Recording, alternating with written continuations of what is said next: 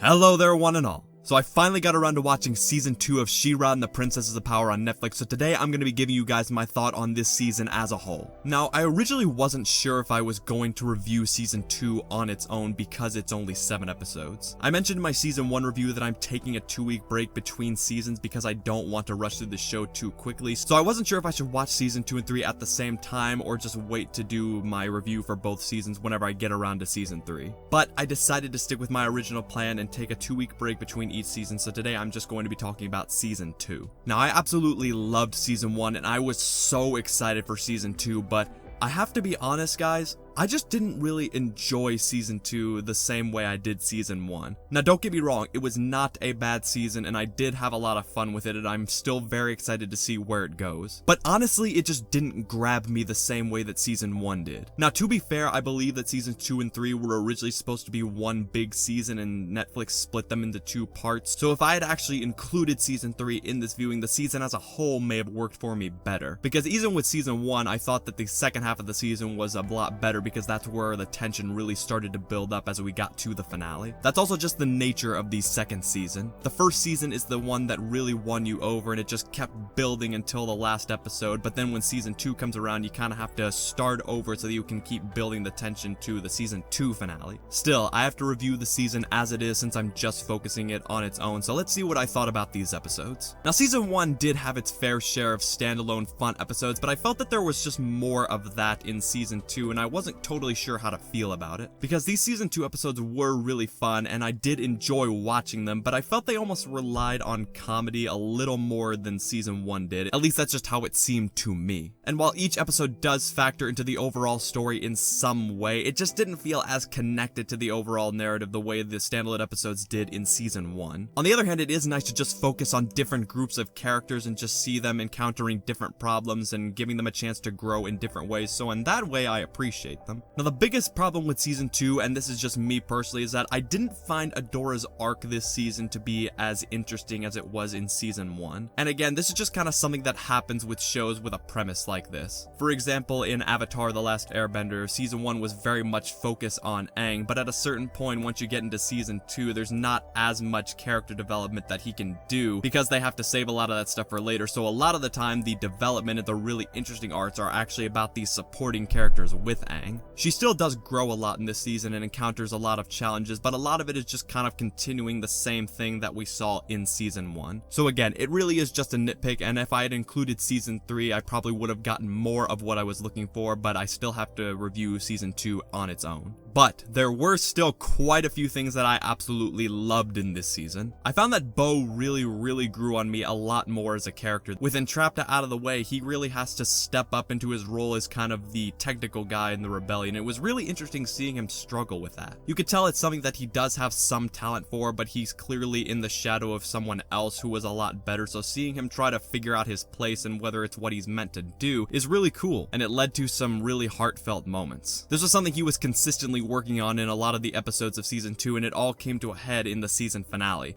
And speaking of which, I loved the season finale. Episode 7 was the highlight of Season 2 for me. When it comes to She-Ra, it seems that there's a turning point around the middle of the season for me where things really start to pick up, and this episode was it. In this episode, Bo has disappeared and Adora and Glimmer don't know where he's gone, so they go looking for him and they learn about his past. It turns out that he's actually the youngest of 13 children and he's had to keep the truth about what he's up to from his parents, and oh my god, Bo's dads were just amazing characters. I absolutely loved their dynamic. I loved their personalities. They just worked really well together. You could tell that they really care about Bo, but it's also very clear why he doesn't feel that he can be honest with them, so they were a real highlight of the episode. And obviously, being set in a library and having access to 2 people who know about the history of Etheria means you have more access to the lore of this world. This episode actually made me have more of an appreciation for the world building of this show. Even though I love the setting, one of my problems with the show so far is that it's kind of small in scale and they don't always perfectly explain in like how big this world is, where everybody is, what everyone thinks about what's going on, and what the larger universe is like, but this episode offered some more details that kind of clarified it a bit. It kind of makes Etheria feel like an actual world, that it's a big place with lots of different people who would be doing different things, have a different perspective on the war, and maybe wouldn't be touched by the Horde. I liked knowing a little more about how this world operates, and it makes me interested to see more of it as we continue to explore it. They showed that the universe out there is a very big place, but like Hordak said, these people seem to be one of the few worlds that don't know about the larger universe, so I'm curious to know why that is. The episode also ended on a really cool cliffhanger with Catra and Adora at the mercy of Hordak and Shadow Weaver respectively, so I was very tempted to go right into season 3, but I'm just gonna wait another couple weeks because I really want to take my time with this show and experience it a little more as people did when it was coming out, so that's just how it is. So let's talk about some other things that I liked about this season. I really liked Catra's relationship with Scorpia and how it kind of evolved as the season went along. It's very clear that Scorpia really cares about Catra, but Catra is just very focused on being second in command in the Horde, but she's also really struggling because she's starting to feel like she's maybe repeating Shadow Weaver's mistakes. So seeing those two kind of grow as friends a little bit, but also have a lot of tension when they try to get too close was really interesting, and I like it. I still love all of the characters. I still love Adora. She-Ra's transformation sequence is still awesome. Glimmer is still one of my favorite characters in the show, and I can really tell that she's growing more into a leader as time goes on. I also just find Entrapta to be really engaging. Like, she hasn't switched to the Horde's cause. She doesn't really believe in what they're doing, but she's so interested in the science and the discovery of what's going on that she kind of works her way up to be right beside Hordak. So she's just really interesting, and I'm curious to see where that's gonna go. And if we're talking about a fun episode that did work, episode 4 was just absolutely crazy. All of them are trying to come up with different plans in order to take a fortress from the Horde, and each of their ideas has different animation sequences and representations of certain characters, and I think there were a few callbacks to the original She-Ra show, so that was absolutely amazing, and I had no problems with it whatsoever. It was also really cool learning more about Shadow Weaver and where she came from, why she is the way she is, and I'm curious to see where she's going to go from here now that she's escaped from Hordak.